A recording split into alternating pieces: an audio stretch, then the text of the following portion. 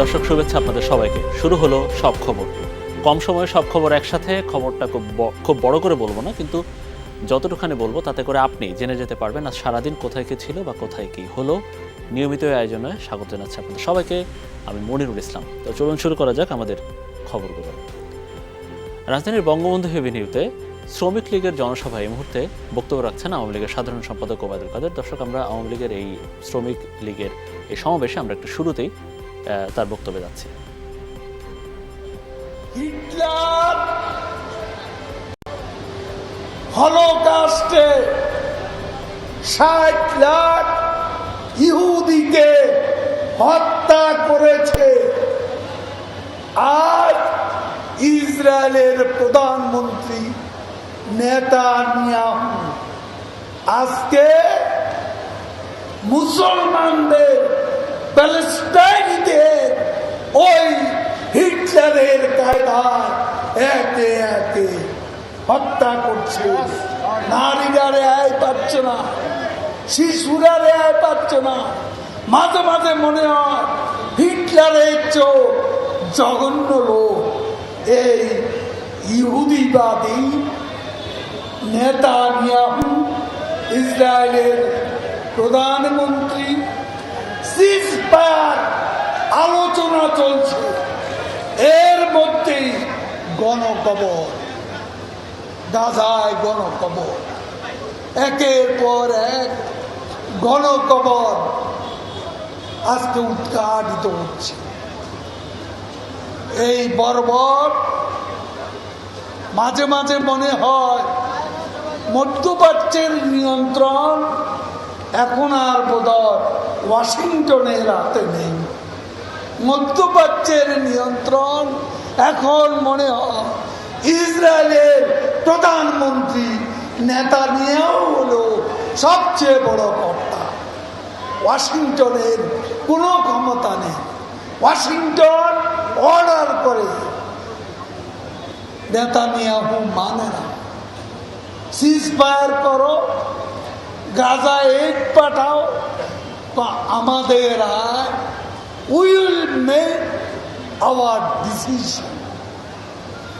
বাইডেনের নির্দেশও নেতানিয়াহু মানে না। তারপরও কংগ্রেসে বিল পাস হয় ইউক্রেনের পাশাপাশি ইসরায়েলের নতুন নতুন সাহায্যের বিল পাস হয়। বাইডেনও এখন নেতানিয়াহুকে ভয় পায়, তার কোনো কর্তৃত্ব নেই। নেতানিয়াহু ধমকে তিনি পটে যান। আমরা তো দেখলাম প্রতিদিনই এ দৃশ্যপট দেখে যাচ্ছি। আমি বক্তব্য আর দীর্ঘায়িত করতে চাই না। দর্শক, আমরা ওবায়দুল কাদেরের বক্তব্য শুনছিলাম। আজকে বঙ্গবন্ধু এভিনিউতে শ্রমিক লীগ আয়োজিত যে সভায় তিনি বক্তব্য রাখছিলেন।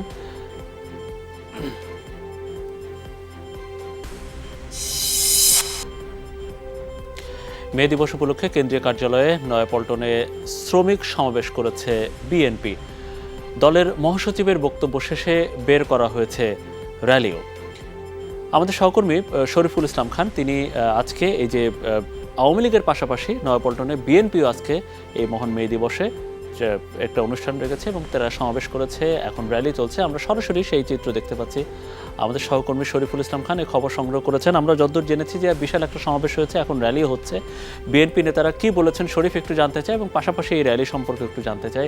আজকের এই ভরা গরমের মধ্যেও এই কর্মসূচি কি বার্তা দিচ্ছে বিএনপি?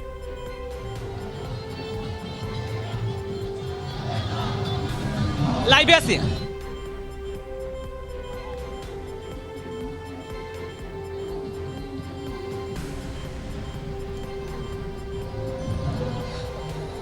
আচ্ছা, র্যালি হয়েছে মনে আরো বেশ কিছুক্ষণ আগে। র্যালিটি তাদের এই নয়াপল্টনের যে কেন্দ্রীয় কার্যালয়, সেই কেন্দ্রীয় কার্যালয় থেকে ঘুরে নাইটিঙ্গেল থেকে গিয়েছে। নাইটিঙ্গেল থেকে ঘুরে তারা র্যালি শুরু করেছে। এখন যেটি হয়েছে বিএনপির আপনি দেখতে পাচ্ছেন যে অঙ্গ সহযোগী সংগঠন যেগুলো রয়েছে বিভিন্ন পর্যায়ের নেতৃবৃন্দ কিন্তু এই র্যালিতে অংশগ্রহণ করেছেন। শ্রমিক দলের পাশাপাশি ছাত্র দল, যুব দল, স্বেচ্ছাসেবক দল, মহিলা দল সহ আশপাশের অঙ্গ ও সহযোগী সংগঠন রয়েছে, আশপাশের বিভিন্ন জেলা উপজেলার নেতৃবৃন্দ এসেছে। অর্থাৎ বলা যায় যে আলোচিত 28 অক্টোবরের পর এই প্রথম আমরা দেখেছি যে রাজধানীতে এত বড় শোডাউন করলো বিএনপি, এবং নেতাকর্মীদের মধ্যে আমরা দেখেছি যে 28 অক্টোবরের পর যেই ভয় ভীতি শঙ্কা সেগুলো ছিল, যারা জামিনে মুক্তি পেয়েছেন তারাও কিন্তু অনেকটা স্বরূপে ফিরে এসেছেন। আমরা দেখেছি তাদের কথাবার্তা বক্তব্যতে বেশ আগের মতো একটা অবস্থান তারা চলে এসেছেন। আপনি বিভিন্ন পর্যায়ের নেতাকর্মীরা আজকের এই মে দিবস উপলক্ষে যে র্যালি, সেই র্যালিতে অংশগ্রহণ করেছেন। শুরু থেকে র্যালিটি নিয়ে কিছুটা অনিশ্চয়তা থাকলেও শেষ পর্যন্ত কিন্তু অনিশ্চয়তা থাকেনি। তারা পুলিশের অনুমতি নিয়েই আজকের এই যে মে দিবসের র্যালি, সেই র্যালিটি তারা করছেন। বিএনপি মহাসচিব সেখানে নানা ইস্যুতে সরকারের সমালোচনা করেছেন। বিশেষ করে দল মত জাতি ধর্ম বর্ণ নির্বিশেষে সবাইকে আহ্বান জানিয়েছেন যেন রাজপথে নেমে আসে, এবং রাজপথে আন্দোলন সংগ্রাম ছাড়া কোনোভাবেই এই সরকারের পতন সম্ভব না। বিএনপি মহাসচিব সেটি বলছেন, এবং বলছেন যে সরকারের পতন যদি না হয় তাহলে সাধারণ মানুষের যে অধিকার, সে অধিকার রক্ষা হবে না। ফলে সাধারণ মানুষের অধিকার রক্ষা করবার জন্য সবাইকে রাজপথে নেমে এসেছেন। আর আমি যেই কথাটি বলেছিলাম যে আপনি জানেন যে নেতাকর্মীরা 28 অক্টোবরের পর এত সমাগম আমরা দেখিনি। বিশেষ করে মুক্তিযোদ্ধা দলের সমাবেশ ছিল, সেই সমাবেশে বলা যায় যে নামমাত্র কিছু লোকজন হয়েছিল, সেই তুলনায় অনেক বেশি সমাগম ঘটিয়েছে। বিএনপির বিভিন্ন স্তরের নেতাকর্মীরা এখানে বক্তব্য দিয়েছেন।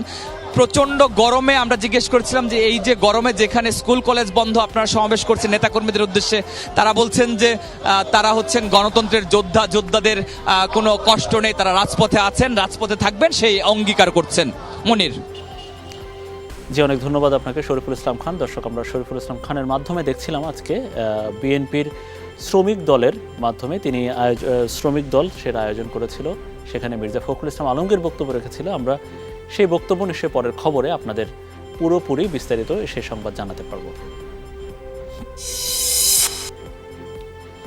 শ্রমিকদের কল্যাণ আওয়ামী লীগের দায়িত্ব, এমন মন্তব্য করেছেন প্রধানমন্ত্রী শেখ হাসিনা। বলেছেন, শ্রমিক অধিকার হরণ করলে কাউকেই ছাড়া হবে না। আন্তর্জাতিক খ্যাতিসম্পন্ন হওয়া সত্ত্বেও দেয়া হয়নি ছাড়। সকালে মে দিবস উপলক্ষে বঙ্গবন্ধু আন্তর্জাতিক সম্মেলন কেন্দ্রে ছিল শ্রম ও কর্মসংস্থান মন্ত্রণালয়ের আয়োজন। সেখানে এসব কথা বলেছেন প্রধানমন্ত্রী। তিনি সেখানে বলেছেন, ন্যায্য অধিকার থেকে শ্রমিকদের কেউ বঞ্চিত করলে এক বিন্দু ছাড় পাবে না, তা সে যতই ক্ষমতাবান হোক না কেন। সে সাথে কারো প্ররোচনা বা উস্কানিতে নিজের রুটি রুজির জায়গা অর্থাৎ কলকারখানা ধ্বংস না করতেও শ্রমিকদের প্রতি আহ্বান জানান শেখ হাসিনা।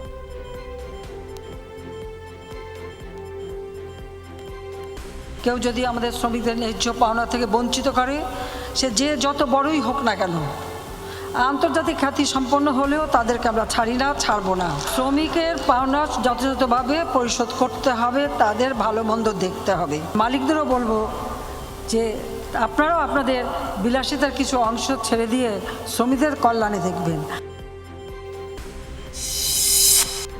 বামপন্থীরা এই সরকারের পতন চায়। পুরানা পল্টনে মে দিবসের অনুষ্ঠানে এমন মন্তব্য করেছেন সিপিবির সাবেক সভাপতি মুজাহিদুল ইসলাম সেলিম। তিনি বলেছেন, ডামি নির্বাচনের মাধ্যমে শেখ হাসিনার সরকার ক্ষমতায় এসে সবকিছু জবাবদিহিতার ঊর্ধ্বে নিয়ে গেছে। তাই শুধু শ্রমিক না, দেশে কোনো মানুষেরই অধিকার নেই। শ্রমিক সংগঠনগুলো দিনব্যাপী নানা কর্মসূচির মাধ্যমে অধিকার আদায়ে সংগ্রামের তাগিদ দেন। এর আগে সকালে রাজধানীর আগারগাঁওয়ে পুরনো বাণিজ্য মেলার মাঠ থেকে র্যালি বের করে বাংলাদেশের জাতীয় গার্মেন্টস শ্রমিক কর্মচারী লীগ। যে মাইনা হয়েছে এতে করে শ্রমিকদের ক্রয় ক্ষমতা বাইরে চলে গেছে। এবার বছরে যেটা বলা হয়েছে রেশনিং ব্যবস্থা এখনো চালু করা হয় নাই, কিন্তু আমরা চাই যাতে ওইটা চালু হয়, খুব দ্রুত চালু হয়। আমি এবং দামি এইভাবে নির্বাচনের নামে একটা প্রহসন করেছে। যে সরকার জনগণের ভোটে নির্বাচিত নয় তার কোনো দায়বদ্ধতা থাকে না।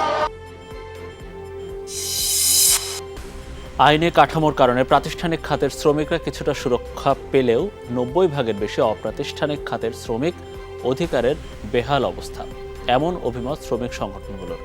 অন্যদিকে কৃত্রিম বুদ্ধিমত্তা এবং বিভিন্ন অত্যাধুনিক প্রযুক্তির উৎকর্ষতায় শ্রমবাজার ক্রমশ সংকুচিত হওয়ার শঙ্কা দেখা দিয়েছে। এমন পরিস্থিতিতে নীতি নির্ধারকদের নতুনভাবে চিন্তা করার পরামর্শ দিচ্ছেন বিশ্লেষকরা। মূল্যস্ফীতি তো এখন আমাদের সবচেয়ে বড় সমস্যা।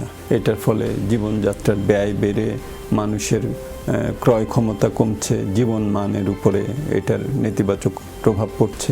90 থেকে 92% শ্রমিক শ্রম আইনের বাইরে, তারা শ্রম আইনের কোনো সুরক্ষা পায় না। আমাদের কিছু খুঁজে বের করতে হবে কোন জায়গাগুলোতে আমরা এই প্রযুক্তিগুলোকে নেব, কোন জায়গাগুলো নেব না, কোনগুলো এখন নেব, কোনগুলো একটু পরে নিলেও আমাদের চলে।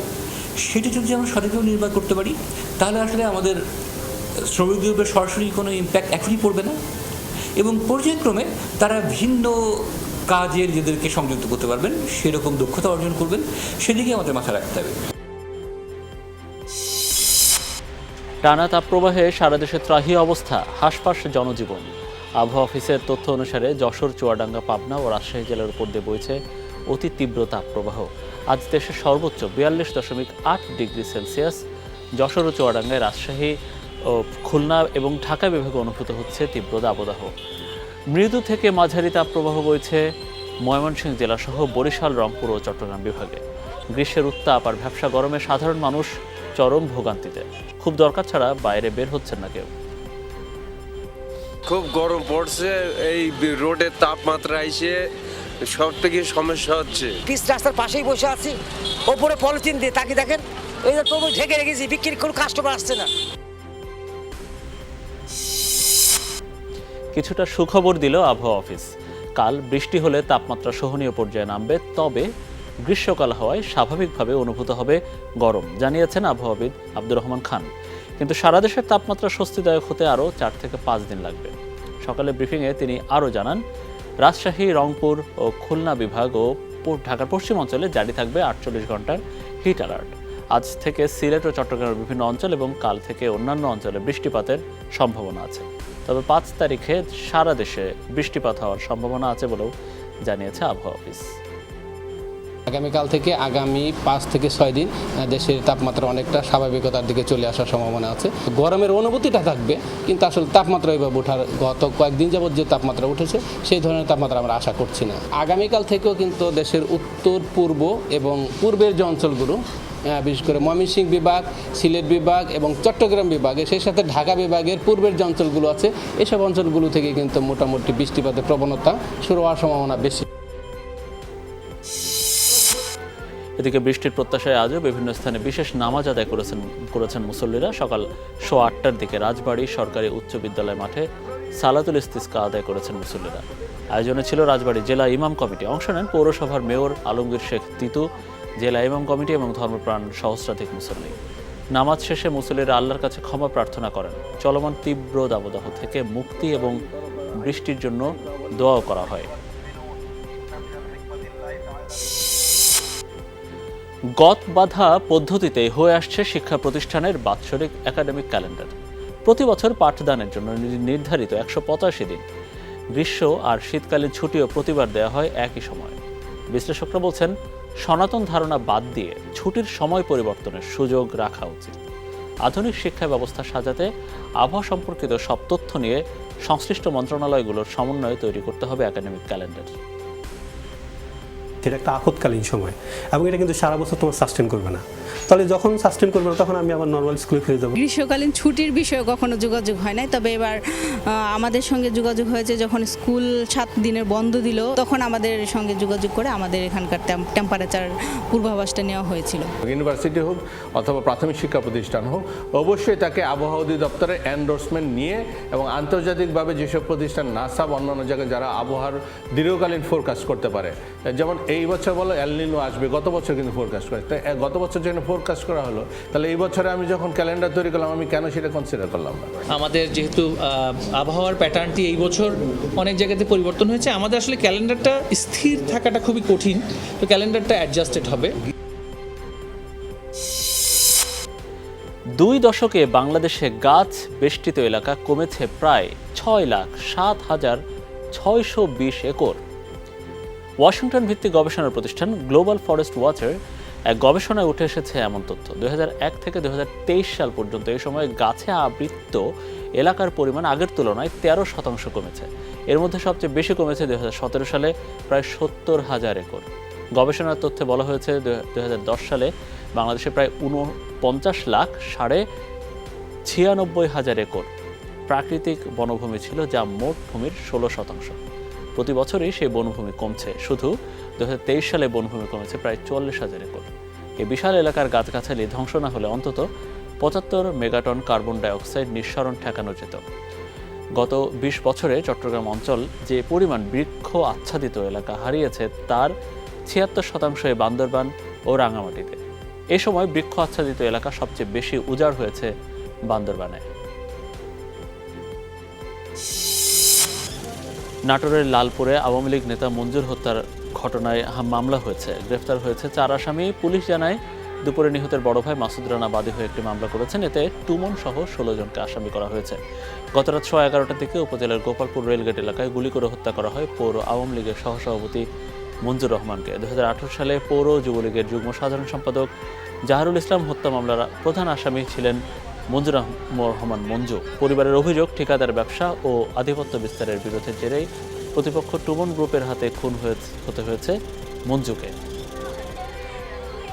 সন্ত্রাসীরা অতর্কভাবে হামলা করার পর আপনার গুলি করে টুমন এবং স্বপন, ওইখানেই গুলি করে আমার ভাই ওইখানেই মারা যায়। একটা নেতাকে কালকে আকস্মিকভাবে এই যে সন্ত্রাসী টুমন এবং তার হ্যান্ডেজ গ্রুপ তারা যে নির্মম গুলি করে হত্যা করেছে। টুমন এইটা অরাজনৈতিক কোনো দলের সঙ্গে জড়িত না, এ আসলে সন্ত্রাসী 20-25টা মামলার আসামি। মঞ্জু হত্যাকাণ্ডর সংবাদ পাওয়ার সাথে সাথেই আমরা ঘটনাস্থলে চলে যাই এবং মাননীয় পুলিশ সুপার মহোদয় ওই রাতেই ঘটনাস্থলে চলে আসেন এবং আমাদেরকে বিভিন্ন দিক নির্দেশনা প্রদান করেন। আমরা আশা করি অচিরেই হত্যাকারীদেরকে গ্রেপ্তার করতে আমরা সক্ষম হব। কুমিল্লা বিশ্ববিদ্যালয়ে বন্ধ ঘোষণা এবং হল ত্যাগের নির্দেশ দেওয়া হলেও হল ছাড়েনি বেশিরভাগ শিক্ষার্থী। বিশ্ববিদ্যালয় কর্তৃপক্ষের সিদ্ধান্ত প্রত্যাখ্যান করে বিক্ষোভ ও মানববন্ধন করেছে ছাত্রছাত্রীরা। সকালে সাধারণ শিক্ষার্থী, ছাত্রলীগ এবং বাংলা বিভাগের ব্যানারে আলাদাভাবে কর্মসূচি পালিত হয়। এ সময় বক্তারা বলেন, উপাচার্য ও শিক্ষক সমিতির দ্বন্দ্বের জেরে ক্ষতিগ্রস্ত হচ্ছেন শিক্ষার্থীরা। বিশ্ববিদ্যালয় বন্ধ ঘোষণা এবং হল ছাড়ার সিদ্ধান্ত অবিলম্বে বাতিলের দাবি জানান তারা। শিক্ষক সমিতির 7 দফা দাবি আদায়ে বেশ কিছুদিন ধরে উত্তপ্ত ক্যাম্পাস। উপাচার্যের পদত্যাগের দাবিতে গতকাল একাডেমিক ও প্রশাসনিক কার্যক্রম বর্জনের ঘোষণা দেয় শিক্ষক সমিতি। পরে সন্ধ্যার দিকে বিশ্ববিদ্যালয় বন্ধ ঘোষণা করা হয়। বুধবার বিকেলের মধ্যে ছাত্রছাত্রীদের হল ছাড়ার নির্দেশ দেয় কর্তৃপক্ষ। অবশ্য ভর্তি পরীক্ষার কার্যক্রম চলমান থাকবে।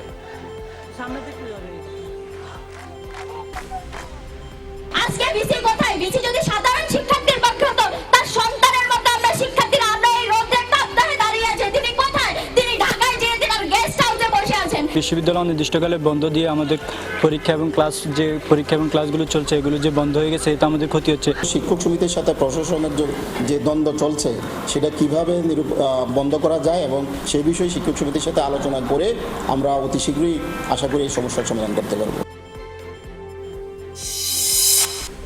প্রায় সব দেশ টি-20 বিশ্বকাপ দল দিলেও ধীরে চলো নীতিতে বিসিবি। জিম্বাবুয়ে সিরিজ শেষে 10 থেকে 12 মে এর মধ্যে দল ঘোষণার পরিকল্পনা করেছে বোর্ডে। সৌম্য সরকারের ফিট হয়ে ওঠার অপেক্ষায় আছে টিম ম্যানেজমেন্ট। নিজেকে প্রমাণ করলে দলে জায়গা পাবেন সাইফুদ্দিন। তবে সাবেক প্রধান নির্বাচক নান্নু বলছেন, সাইফুদ্দিনের ইনজুরি তার জন্য বড় বাধা।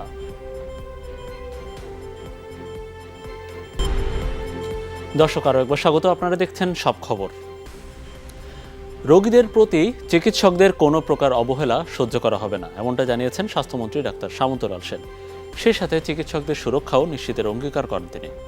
সকালে রাজধানীর আগারগাঁওয়ের নিউরোসার্জন সোসাইটির 12তম আন্তর্জাতিক সম্মেলনে এই মন্তব্য করেন মন্ত্রী। বলেন, বিএমডিসি ছাড়া ভুল চিকিৎসা নির্ণয় ও দাবি করার অধিকার কারণ নেই। চিকিৎসকদের সুরক্ষা আইন দ্রুত পাশ করানোর প্রত্যয় ব্যক্ত করেন সামন্তলাল। সাথে অঙ্গীকার করেন সাধারণ জনগণের স্বাস্থ্যসেবা নিশ্চিতের। সম্মেলনে বাংলাদেশ নিউরো সার্জন সোসাইটির নেতারা চিকিৎসকদের গ্রেফতারের নিন্দা জানান। হাসপাতালে কোনো ধরনের মোবাইল কোর্ট পরিচালনা না করার আহ্বান জানান তারা। আমি চিকিৎসকদের সুরক্ষা আইন আমি পাশ করাবই, যেভাবেই হোক। এর জন্য যত কিছু করতে হয়, কারণ আমার একটা দায়িত্ব চিকিৎসকদের সুরক্ষা দেওয়া, আবার সাথে সাথে কিন্তু রোগীদের সেবা সুরক্ষা দেওয়ার দায়িত্ব কিন্তু আমার। কোনো চিকিৎসকের কোনো অবহেলা আমি সহ্য করব না। ভুল চিকিৎসা বলার অধিকার আমারও নাই, কারো নাই। ভুল চিকিৎসা বলার অধিকার একমাত্র বিএমডিসি। নদী ভরাট ও গাছ কেটে সরকার লুটপাট করেছে বলে অভিযোগ করেছেন বিএনপির সিনিয়র যুগ্ম মহাসচিব রুহুল কবির রিজভী। বলেন প্রকৃতি তার প্রতিশোধ নিচ্ছে। এই দুর্যোগ মানবসৃষ্ট বলেও মন্তব্য করেন তিনি। রাজধানীর মিরপুর এলাকায় পানি ও স্যালাইন বিতরণ করেন রিজভী। এরপরই বলেন শ্রমিকের মৌলিক অধিকার নিশ্চিত করতে না পারলে সেটা উন্নয়ন নয়। বিএনপির এই নেতা বলেন জনগণের ভোটে নির্বাচিত নয় আওয়ামী লীগ, এমন সরকারকে জনগণ কেন রক্ষা করবে এমন প্রশ্ন তোলেন তিনি। জনগণ চায় নির্বাচিত সরকার। গত 15 বছর ধরে ফ্যাসিবাদী সরকার বল প্রয়োগ করে সাধারণ মানুষের স্বাধীনতা কুক্ষিগত করে রেখেছে এমন অভিযোগ করেন তিনি। বলেন অতি ভারতপ্রীতির কারণে সরকার ক্ষমতায় টিকে রয়েছে, কিন্তু গণতন্ত্র ধ্বংস হচ্ছে। একটি গণবিরোধী সরকার, তার ভাবধারা হচ্ছে লুটপাট, আর এই টাকা পাচার করব দেশে বিদেশে। এই দুর্যোগের কারণ শুধু প্রাকৃতিক দুর্যোগ উপরেই আমরা ছেড়ে দিলে হবে না। প্রকৃতিকে বিরক্ত করার জন্য এই খরা, এই বন্যা, একের পর এক প্রাকৃতিক বিপর্যয় হচ্ছে। জ্বালানি তেলের দাম বাড়ানোয় ক্ষুব্ধ সাধারণ মানুষ। তারা বলছেন লাগামহীন মূল্য বৃদ্ধির এই সময়ে সরকারের এমন সিদ্ধান্তে ভোগান্তি বাড়াবে আরও। পাশাপাশি মাসে মাসে স্বয়ংক্রিয় পদ্ধতিতে দাম নির্ধারণের সিদ্ধান্ত নিয়ে আপত্তি আছে অনেকের। এই দফা সাধারণ মানুষ জ্বালানির ডিজেল, কেরোসিনে 1 টাকা আর পেট্রোল অক্টেনের লিটারে 1 লাফে বেড়েছে 2.5 টাকা। জুনের শুরুতে আবারও নতুন করে নির্ধারণ হবে জ্বালানি তেলের দাম। আমরা শুনতেছি ওয়ার্ল্ড ওয়াইড তেলের দাম কমতেছে, কিন্তু বাংলাদেশে এটা ধরেন আগের পজিশনও আসতেছে না, বা ধরেন খুব একটা রিজনেবল না। আমাদের তো বাড়ার পারবে না, তেলের দাম ঠিকই বাড়ে। সরকার ইচ্ছা মতো তেল বাড়াচ্ছে, একবার কমাচ্ছে, এটা তো আসলে ঠিক না। এগুলা কনকায় দীর্ঘদিন পর্যন্ত খাবার থাকে গার্ডেন ফ্রেশ। ভালো থাকুন আপনিও। Concha fridge. কুমিল্লায় 3য় শ্রেণীতে পড়ুয়া শিক্ষার্থী তাজরিন সুলতানা ঝুমুরকে ধর্ষণের পর হত্যা মামলার একমাত্র আসামি মফিজুল ইসলাম মফুকে গ্রেফতার করেছে র্যাব 11। ঘটনার বর্ণনা দিতে গিয়ে আবেগাপ্লুত হয়ে পড়েন র্যাব 11-র অধিনায়ক। গত 29 এপ্রিল সদর দক্ষিণ উপজেলার খিলপাড়ান গ্রামের একটি ধান ক্ষেতের পাশে পাওয়া যায় ঝুমুরের মরদেহ। এই ঘটনায় মামলা করে শিশুর মা। একমাত্র আসামি করা হয় রাজমিস্ত্রি মফিজুল ইসলাম মফুকে। মঙ্গলবার রাতে চাঁদপুর থেকে গ্রেফতার করা হয় তাকে। প্রাথমিক জিজ্ঞাসাবাদে ধর্ষণ ও হত্যার কথা স্বীকার করেছে আসামি। এই হত্যাকাণ্ডের দৃষ্টান্তমূলক সাজার দাবি জানিয়েছেন খিলপাড়ান গ্রামের মানুষ। আমরা 2-3 জন গেছি এদিকে ওই যে বনজার খোঁজ করার লাগে। তখন আমরা ওইখানে যাইয়া দেখলাম যে ধান ক্ষেতের মধ্যে বাচ্চাটা মরা পড়ে রয়েছে। সবাই চায় যে তার সঠিক বিচার হোক। ধর্ষণ এবং হত্যাকাণ্ডের ঘটনায় মফিজুল ইসলাম প্রকাশ মফুকে আমরা গ্রেফতার করতে সক্ষম হই। প্রাথমিক জিজ্ঞাসাবাদে তিনি এই ধর্ষণ এবং হত্যাকাণ্ডের ঘটনার সাথে সম্পৃক্ত থাকার বিষয়ে আমাদের স্বীকার করেছেন এবং এই বিষয়ে বিস্তারিত জবানবন্দি দিয়েছেন। চুয়াডাঙ্গার দর্শনায় শিশু ধর্ষণ মামলায় একজনকে গ্রেফতার করেছে পুলিশ। স্বজনরা জানিয়েছে গতকাল সন্ধ্যায় বাড়ির পাশে দোকানে যায় 6 বছরের শিশুটি। এ সময় দোকানদার সুন্নত আলী কৌশলে তাকে দোকানের মধ্যে ডেকে নিয়ে ধর্ষণ করে। শিশুটি বাড়ি ফিরে বিষয়টি পরিবারকে জানায়। পরে স্থানীয়দের সহায়তায় সুন্নত আলীকে আটক করে থানায় খবর দেয় ভুক্তভোগী পরিবার। শিশুটিকে ভর্তি করা হয়েছে চুয়াডাঙ্গা সদর হাসপাতাল। সেখানে তার ডাক্তারি পরীক্ষা হয়। শিশুটির পরিবারের কারো করা মামলায় 60 সুন্নত আলীকে গ্রেফতার দেখানো হয়েছে। সারা দেশে পালিত হচ্ছে মে দিবস। সে উপলক্ষে ভোর থেকে দক্ষিণাঞ্চল, অভ্যন্তরীণ ও দূরপাল্লা রুটে বাস চলাচল বন্ধ রাখে মালিক সমিতি ও শ্রমিক ইউনিয়ন। এতে চরম ভোগান্তিতে পড়েন সাধারণ মানুষ। সকাল থেকে মে দিবসের নানা কর্মসূচিতে যোগ দেয় পরিবহন শ্রমিকরা। ফলে বরিশাল, পটুয়াখালী, বরগুনা সহ বেশিরভাগ এলাকা থেকে প্রায় সকল রুটে বাস চলাচল বন্ধ ছিল। দুপুরের পরে পটুয়াখালী, বরগুনা থেকে 2-1টি করে বাস চলাচল শুরু হয়। তবে বরিশাল কেন্দ্রীয় বাস টার্মিনাল নথুল্লাবাদ থেকে সন্ধ্যা 6টার পর বাস ছাড়ার কথা। আগামী ঘোষণা ছাড়া বাস চলাচল বন্ধ করে দেয়। ভোগান্তিতে পড়েছেন যাত্রীরা। ক্ষোভ প্রকাশ করেছেন তারা। এছাড়া ঢাকা থেকে ছেড়ে আসা দক্ষিণাঞ্চলগামী বিভিন্ন পরিবহনকে নথুল্লাবাদ এলাকায় শ্রমিকদের বাধার মুখে পড়তে হয়েছে বলে অভিযোগ যাত্রীদের। খুলনা যাব, এখন তো বাস তো বন্ধ, আমরা এভাবে ভোগান্তি হচ্ছে আর কি। কুয়াকাটা থেকে আসছি, গোপালগঞ্জে যাব। সকাল থেকে এখানে আসছি, এখানে কোনো ধরনের বাস পাওয়া যাচ্ছে না। কোনো বাস পাচ্ছি না, কেন পাচ্ছি না, কি কারণে, কি আসি বিষয়টা আমি জানি না। পয়লা মেয়ের জন্য সব শ্রমিকরা শ্রমিক দিবস পালন করতেছি। এই জন্য সকাল 6টা থেকে সন্ধ্যা 6টা পর্যন্ত চলাচল বন্ধ। একদিন আগেও জমজমাট মার্কেট এখন ধ্বংসস্তূপ। মঙ্গলবার রাত 11:30টার দিকে খাগড়াছড়ি জেলা শহরের শান্তিনগর এলাকায় তালুকদার মার্কেটে ভয়াবহ অগ্নিকাণ্ডের ঘটনা ঘটে। আগুনে পুড়ে ছাই হয়েছে সব দোকানপাট, ভেঙেছে অনেক পরিবারের স্বপ্ন। জীবিকার একমাত্র অবলম্বন হারিয়ে বিপাকে ব্যবসায়ীরা। স্থানীয়দের দাবি, ঘটনাস্থলের আশপাশে পুকুর, জলাশয়ের মতো পানির উৎস না থাকায় ক্ষয়ক্ষতি হয়েছে বেশি। সব মাল করে পরিচাই গেছে। আমার প্রায় 20-30 লক্ষ টাকার মাল ছিল এখানে। দোকানে আয়া কিছুই আমি দিই আয়া কিছু সরাইবার মতন আমার কিন্তু কেউ আছে নাই। পানি সংকটের কারণে যে ফায়ার সার্ভিস ইউনিট অনেক কষ্ট হয়েছে। পুকুরটা যদি আজকে পানি থাকতো তাহলে আমাদের এই ক্ষতিগুলো হতো না। যখন কাজ করতেছে তখন এদের পানির সংকট ছিল। টাঙ্কিতে যে পানিগুলো ছিল, এই দুইটা সাইডে আগুন লাগছে, একটা সাইডে সে নিবানোর জন্য যে পানিগুলো ছিল পর্যাপ্ত পরিমাণ পানি ছিল না। ভারতের রাজধানী দিল্লির 8টি স্কুলে ছড়িয়েছে বোমার আতঙ্ক। তড়িঘড়ি করে বন্ধ ঘোষণা করে সরিয়ে নেওয়া হয় শিক্ষার্থীদের। বুধবার সকালে বোমা হামলার হুমকি দিয়ে ইমেইল দেওয়া হয় স্কুলগুলোকে, বলা হয় বিস্ফোরক দ্রব্য রয়েছে ক্যাম্পাসে। খবর পেয়ে অভিযানের নামে পুলিশ, চলছে তল্লাশি। উপস্থিত হয়েছে বিশেষজ্ঞ ইউনিট, বোম ডিটেনশন টিম ও বোম ডিসপোজাল ইউনিট। পৌঁছেছে ফায়ার সার্ভিসও। তবে এখনও সন্দেহজনক কিছু মেলেনি। দিল্লি পুলিশ জানিয়েছে, হুমকি দেওয়া ইমেইলের আইপি অ্যাড্রেস বের করে চলছে অনুসন্ধান। চেষ্টা চলছে কে কোথা থেকে পাঠিয়েছে। গত ফেব্রুয়ারিতে দিল্লি পুলিশ স্কুলেও দেওয়া হয়েছিল একই ধরনের হুমকি। পরে বিষয়টি ভুয়া বলে প্রমাণিত হয়।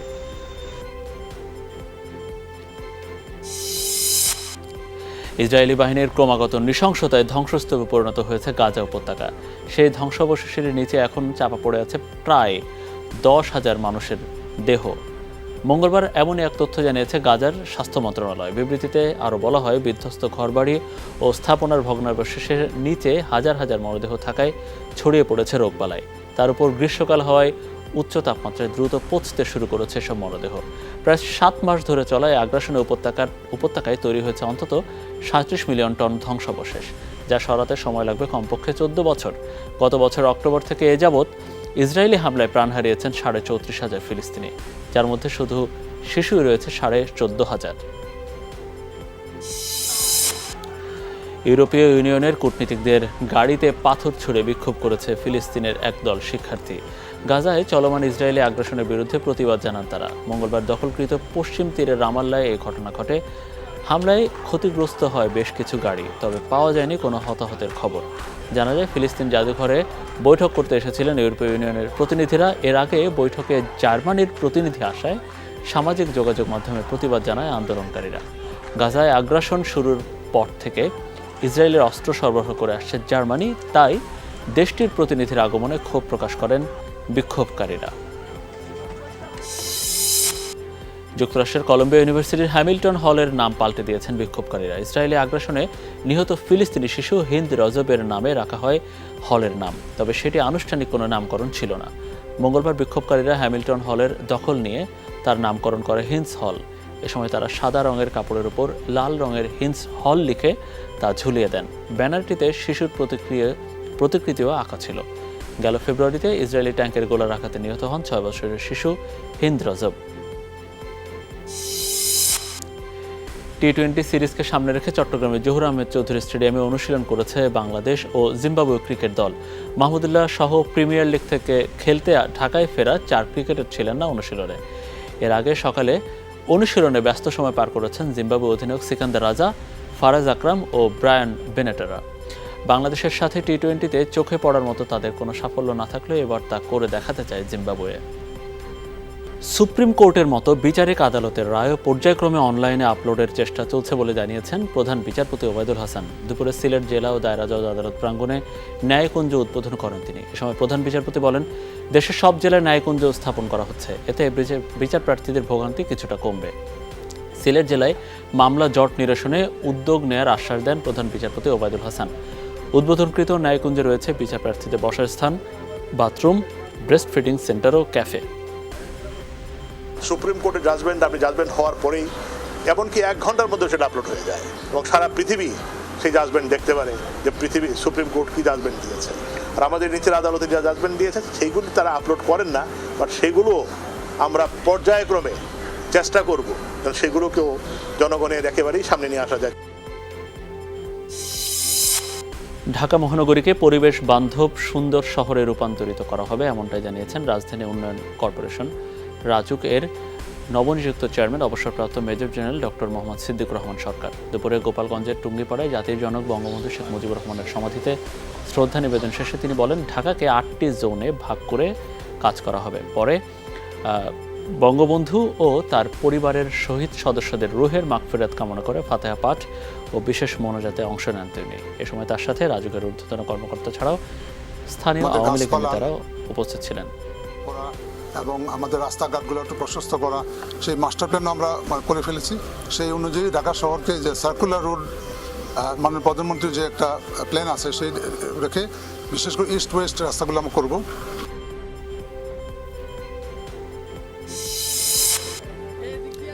তৃষ্ণার্ত জনসাধারণের মাঝে প্রধানমন্ত্রীর নির্দেশে জনসাধারণের মাঝে সুপেয় পানি, খাবার, স্যালাইন ও শরবত বিতরণ করেছে স্বেচ্ছাসেবক লীগ। সংগঠনের সভাপতি গাজী মেজবাহুল হোসেন সাচ্চু ও সাধারণ সম্পাদক আফজালুর রহমান বাবুর নেতৃত্বে মিরপুর 14 নম্বর ডেন্টাল কলেজের সামনে থেকে শুরু করে জিগাতলা পর্যন্ত বিতরণ কার্যক্রম চলে। এ সময় আরও উপস্থিত ছিলেন সংগঠনের অন্যান্য সদস্যরা। সরকারি মালিকানাধীন আর্থিক প্রতিষ্ঠান ইনফ্রাস্ট্রাকচার ডেভেলপমেন্ট কোম্পানি লিমিটেড ইটকলের 106 জনকে চাকরিচ্যুত করা হয়েছে। সকালে জাতীয় প্রেস ক্লাবের সামনে মানববন্ধনে অংশ নিয়ে তারা বলেন, চাকরিচ্যুতের এই ঘটনা অন্যায়, অযৌক্তিক। স্থানীয় নিয়োগপ্রাপ্ত কর্মকর্তা কর্মচারীকে কোনো ধরনের নোটিশ ছাড়াই হঠাৎ করে চাকরিচ্যুত করা হয়েছে। আলাপ আলোচনা ছাড়াই মে দিবসের আগের দিন হঠাৎ ইমেইলের মাধ্যমে 106 জনকে চাকরিচ্যুত করা অমানবিক। ভুক্তভোগীরা চাকরি পুনর্বহালের দাবি জানান, বলেন তা না হলে গৃহীত পদক্ষেপ সরকারের এসডিজি লক্ষ্যমাত্রা অর্জনের পথে বিরাট বাধা হয়ে দাঁড়াবে। কি কারণে এই রিনিউয়েবল এনার্জি সেক্টর থেকে ইটকল বিচ্যুত হচ্ছে, হ্যাঁ, এটার পিছনে আসলে কার হাত আছে বা কারাদের কি উদ্দেশ্য আছে এই জিনিসটা আমাদের জানা নাই। এই রকম সরকারি মালিকানাধীন আর্থিক প্রতিষ্ঠান কিভাবে তার স্থায়ী নিয়োগপ্রাপ্ত এমপ্লয়ীদেরকে চাকরিচ্যুত করতে পারে, যেখানে আমরা স্থায়ী নিয়োগপ্রাপ্ত সনদ আমাদের কাছে আছে। বাংলাদেশ ব্যাংকের গভর্নর, আমাদের বোর্ড অফ ডিরেক্টর এবং আমাদের সিইও মহোদয় সবাইকে চিঠি দিয়েছি। আশা করি আমরা পুনর্বল পাবো। বিতর্কিত বিলের বিরোধিতায় বিক্ষোভে উত্তাল জর্জিয়া। ফরেন এজেন্ট নামক এই বিলটির প্রতিবাদে পার্লামেন্টের সামনে বিক্ষোভ করেন বিরোধী দলের নেতাকর্মীরা। যোগ দেন দেশটির সাধারণ নাগরিকরাও। বিক্ষোভে তাদের বাধা দেয় নিরাপত্তা বাহিনী। এ সময় নিরাপত্তা বাহিনীর সাথে ব্যাপক সংঘর্ষ হয় আন্দোলনকারীদের। তাদের হঠাতে টিয়ার গ্যাস ছড়ে পুলিশ, ব্যবহার করা হয় জল কামানো। এ সময় আটক করা হয় বেশ কয়েকজনকে। সম্প্রতি বিলটি উত্থাপিত হয় পার্লামেন্টে। বিরোধী দলের দাবি, ফরেন এজেন্ট বিলটি পাশ হলে তা যুক্তরাষ্ট্র এবং ইউরোপীয় ইউনিয়নের স্বার্থ রক্ষা করবে। তবে সরকারের দাবি, এই বিলের মাধ্যমে বিদেশিদের সাথে সম্পর্ক গড়ে তুলতে কার্যকর ভূমিকা রাখবে। ভারতের আলোচিত যোগগুরু বাবা রামদেবের বিরুদ্ধে ফৌজদারি মামলা দায়ের করা হয়েছে। পাশাপাশি তার প্রতিষ্ঠান পতঞ্জলির 14টি পণ্যের লাইসেন্স বাতিল করেছে সেই দেশটির উত্তরাখণ্ড আদালত। বিভ্রান্তিকর তথ্য এবং বিজ্ঞাপন প্রচারের দায়ে বাতিল করা হয় এসব পণ্যের লাইসেন্স, যার মধ্যে রয়েছে ফুসফুস এবং চোখের রোগের বিভিন্ন ওষুধ। করোনা ভাইরাস দূর করতে 2020 সালে করোনিল কিট বাজারে আনে পতঞ্জলি। ওই কিট বিক্রি করে প্রায় 250 কোটি রুপি মুনাফা করে প্রতিষ্ঠানটি। ওই কিট বিক্রির সময় অ্যালোপ্যাথি ওষুধ সম্পর্কে ভ্রান্ত প্রচারণা চালানো হয়। আর তারই প্রেক্ষিতে মামলা করে ইন্ডিয়ান মেডিকেল অ্যাসোসিয়েশন। এর আগে অপর শীর্ষ কর্মকর্তা আচার্য বালকৃষ্ণকে সতর্ক করেন ভারতের সর্বোচ্চ আদালত। কেনিয়ায় বন্যা কবলিত এলাকায় নৌকাডুবিতে প্রাণ গেল কমপক্ষে 23 জনের। এখনও নিখোঁজ 16 জন। চলছে অনুসন্ধান। কর্তৃপক্ষ জানিয়েছে 43 জন যাত্রী নিয়ে তানা নদী পাড়ি দিচ্ছিল নৌকাটি। দুর্যোগপূর্ণ আবহাওয়ার জেরে উল্টে যায় নৌকা। নদীটির বাঁধ ভেঙে তলিয়ে গেছে দুই পাড়ের বিস্তীর্ণ এলাকা। পানিবন্দী শত শত মানুষ। নিরাপদ আশ্রয়ের খোঁজে অনেকেই ঝুঁকি নিয়ে ছোট ছোট নৌকায় নদী পার হচ্ছেন। কেনিয়ার চলমান বন্যায় এর মধ্যে প্রাণ হারিয়েছেন 1.5 শতাধিক মানুষ, আর 2 লাখ মানুষ বাস্তুচ্যুত। ভয়াবহ রূপ ধারণ করেছে ইন্দোনেশিয়ার মাউন্ট রুয়াং আগ্নেয়গিরি পরিস্থিতি। মঙ্গলবার থেকে এখন পর্যন্ত 3 দফা অগ্নুৎপাত হয়েছে। লাভা ও ছায় ছড়িয়ে পড়েছে বিস্তীর্ণ এলাকা জুড়ে।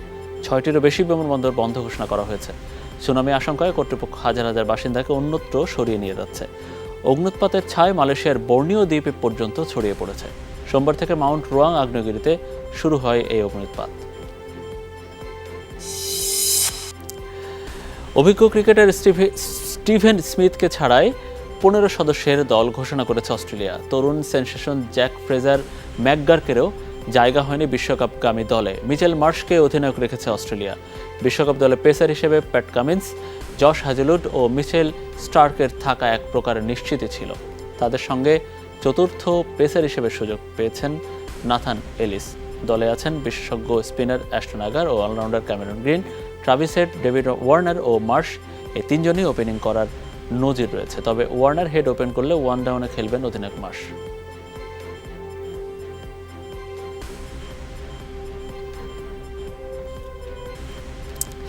Bangladesh garments, accessories and packaging manufacturers and exporters association নির্বাচন পরিচালনা পর্ষদের আসন্ন নির্বাচন সামনে রেখে এক প্যানেল পরিচিতি সভা আয়োজিত হয়েছে। সভায় বিজিএমইএ, বিকেএমইএ ও বিজিবি এর পরিচালকরা উপস্থিত ছিলেন। এছাড়াও ছিলেন ঢাকা ও চট্টগ্রামের তৈরি পোশাক কারখানার মালিকরা। অনুষ্ঠানের প্রধান অতিথি হিসেবে প্যানেল প্রার্থীদের পরিচয় করিয়ে দেন নিপা গ্রুপের চেয়ারম্যান মোহাম্মদ খসরু চৌধুরী। অনুষ্ঠানে অ্যাক্টিভ মেম্বার্স ইউনিয়ন এর প্যানেল লিডার মোহাম্মদ নাসিরুল আলম বলেন, ৩৩ বছর পর নেতা নির্বাচন করতে পারাটাই প্রাথমিক বিজয়। অনুষ্ঠানে বক্তারা আসন্ন বিজিএপিএমইএ নির্বাচনে অ্যাক্টিভ মেম্বার্স ইউনিয়নকে পূর্ণ প্যানেলে ভোট দিয়ে জয়যুক্ত করার আহ্বান জানান। চাকরিতে আবেদনের বয়সসীমা স্থায়ীভাবে বৃদ্ধির দাবিতে রাজু ভাস্কর্যের সামনে মানববন্ধন কর্মসূচি হয়েছে। মানববন্ধনে যোগ দেওয়া চাকরি প্রার্থীরা বলেন, আন্তর্জাতিক মানদণ্ড অনুযায়ী আবেদনের বয়সসীমা ৩৫ বছর করতে হবে। তারা বলেন, ডেমোগ্রাফিক ডিভিডেন্ডের যথাযথ সুফল পাওয়ার প্রথম শর্ত কর্মসংস্থানের মাধ্যমে জনসংখ্যাকে মানব সম্পদে পরিণত করা। কোভিডের কারণে প্রায় ২.৫ বছর কোথাও তেমন কোনো নিয়োগ পরীক্ষা হয়নি। উন্নত রাষ্ট্রগুলোতে গবেষণা করেই চাকরিতে আবেদনের বয়সসীমা ন্যূনতম ৩৫ বছর করেছে। বক্তারা বলেন, চাকরিতে আবেদনের বয়সসীমা ৩০ করে রাখার কারণে দেশে দক্ষ জনবল ও গবেষক গড়ে উঠছে না। চলমান তাপপ্রবাহে অতিষ্ঠ সাধারণ মানুষকে কিছুটা স্বস্তি দিতে মানবিক সহায়তা কার্যক্রম চলছে চট্টগ্রামের বিভিন্ন পয়েন্টে। নগরের ১৬ শহর ২ নম্বর গেট মোড়ে শ্রমজীবীদের মধ্যে সুপেয় পানি, খাবার, স্যালাইন, শরবত, ক্যাপ ও গামছা বিতরণ করেন চট্টগ্রাম ১০ আসনের সংসদ সদস্য মহিউদ্দিন বাচ্চু। মহানগর যুবলীগ নেতা তৈয়ব হোসেন রুবেলের উদ্যোগে এই কার্যক্রম অব্যাহত রাখার কথা জানান বক্তারা। অন্যদিকে আগ্রাবাদ বাদামতলী মোড়ে পথচারীদের মধ্যে খাবার, স্যালাইন ও পানি বিতরণ করেন যুবলীগ নেতাকর্মীরা। দাবদাহ না কমা পর্যন্ত এই সেবা চলবে বলে জানান তারা। চট্টগ্রাম বিশ্ববিদ্যালয়ের জেনেটিক ইঞ্জিনিয়ারিং বিভাগের ল্যাবে চালু হয়েছে ফাংশনাল জিনোমিক্স এবং প্রোটিওমিক্স ল্যাবরেটরি ও অত্যাধুনিক স্যাঙ্গার সিকোয়েন্সিং মেশিন। এটা উদ্বোধন করেন উপাচার্য ডক্টর আবু তাহের। অনুষ্ঠানে বক্তারা বলেন, জলবায়ু পরিবর্তনের কারণে সৃষ্ট পরিবেশে চাষযোগ্য নতুন জাত উদ্ভাবনের জন্য একটি প্রকল্পের আওতায় এই সরঞ্জাম যুক্ত হয়েছে। এতে গবেষকরা যে কোনো ডিএনএ সৃষ্ট জীবের সিকোয়েন্সিংয়ের মাধ্যমে জিনগত বৈশিষ্ট্য উন্মোচন করতে সক্ষম হবেন। বিভাগের শিক্ষকরা এ সময় উপস্থিত ছিলেন।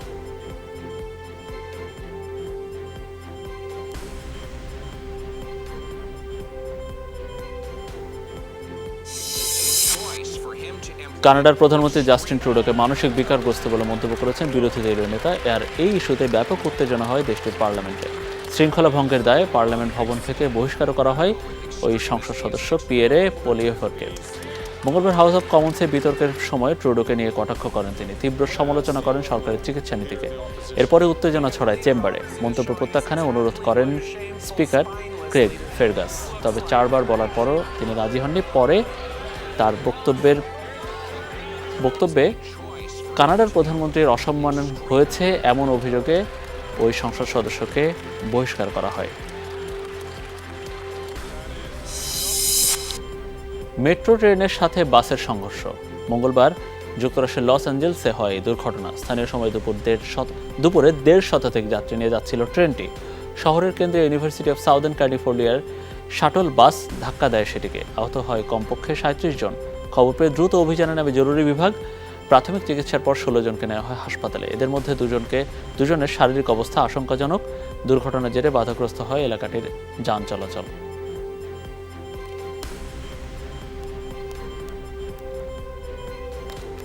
দর্শক, এই ছিল আমাদের আজকের সব খবরের আয়োজন। এতক্ষণ আমাদের সাথে থাকার জন্য আপনাদের সবাইকে অনেক অনেক ধন্যবাদ।